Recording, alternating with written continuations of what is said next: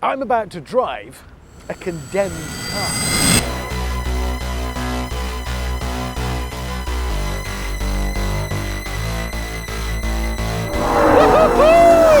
The roof lining wrote off the car.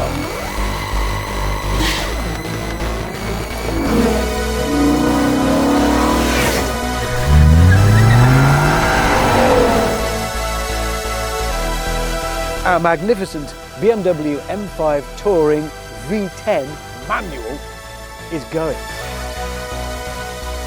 It's been a great car for us throughout 2022 since it arrived in February. We've rebuilt it, raced it around a Formula One track, taken it to the Nürburgring, the Isle of Man, and best of all, done what BMW didn't have the foresight to do in the factory. We have turned it into a BMW M5 Touring V10 manual. Oh yeah.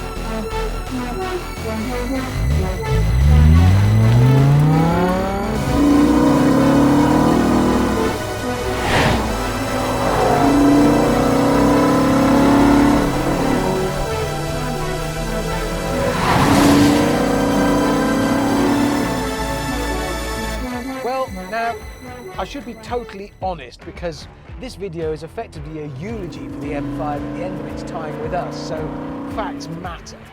I say raced it around an F1 track. It was the old Aintree F1 track, and I raced it against a golf player. It's a long story. And I say we've rebuilt it. I'm exaggerating a bit.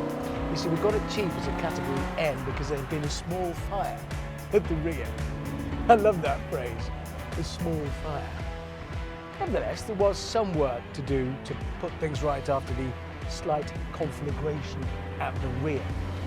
Then we had to address all the known faults with these cars. Rod bearings can go, throttle actuators, things like that. So all of that done, Mike then got bored, which is dangerous, and decided he knew better than BMW, and what they should have done is turn out an M5 Touring V10 manual.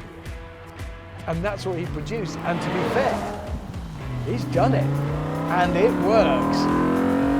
I love the M5 Touring anyway. I like this sort of blend of rugged practicality and performance of an estate with a V10. It's got 511 horsepower, slightly more than usual due to carbon intakes, but the main story obviously is that gearbox, and it takes it to the next level. This is a no-nonsense approach to going like hell. It plays well to the strength of a German-built car, the engineering quality and integrity, and just swapping cogs manually just accentuates that whole feeling. And then there's the noise.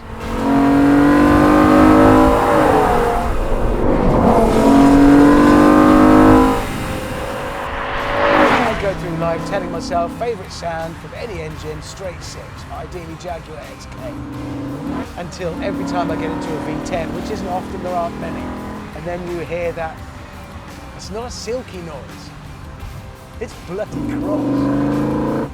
It's a slightly, it's a snarl, nothing snarls quite the same way as a V10.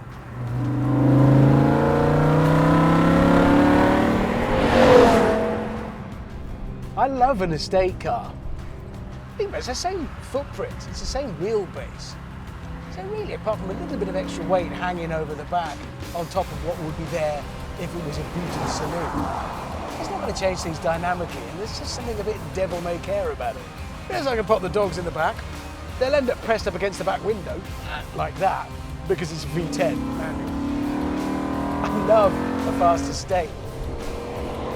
I was working at Renault in the press office during my brief stint in the industry on the other side of the fence, when we were touring car racing, and when Volvo raced the T5, wasn't it, the estate? God, that was they were my heroes. I wanted Renault to race a Laguna estate. What are you saying, Richard, you stupid little man, that wouldn't have worked? No, he wouldn't have done that. I thought Volvo was so heroic for that. This is a BMW M car from an era when M really stood for something. It still does, but it's been through so many incarnations. Now, it's not difficult to tell if it's an M car. There's enough scoops and spoilers and slats to give it away 100 miles distance. Back in this day, it's a little bit more subtle about it. I kind of like that, it's satisfying. Obviously, there are also those cars with an M badge on it when it is literally just adorned with the badge. That's unforgivable. This, though, this is a proper M car. There's enough visually to tell you, hello, and then listen, look, feel, experience. Wow. In a way, it's quite a green car, this. The carbon footprint created by its manufacturer is 15 years in the past.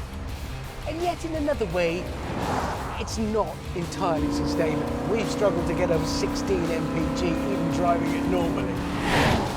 I brought it here to Wales for two very good reasons. One, the roads are magnificent, worthy of the car. And two, they can be a romantic lot, the Welsh. And I mean that affectionately. They have a propensity to be sentimental even, which is appropriate because this is farewell to our M5 manual Touring, the car that never was. And in fact, there is now no car like this anywhere. A naturally aspirated V10 engined estate, especially with the manual gearbox. And in fact, by mid-23, there will be no V10 engine cars being made by anyone. Which makes me sad, because a V10 has a purpose for this. It's not designed for silken power or to be impressive when you open the bonnet. And it makes a noise that tells you that. This is not a pretty noise. Oh, that's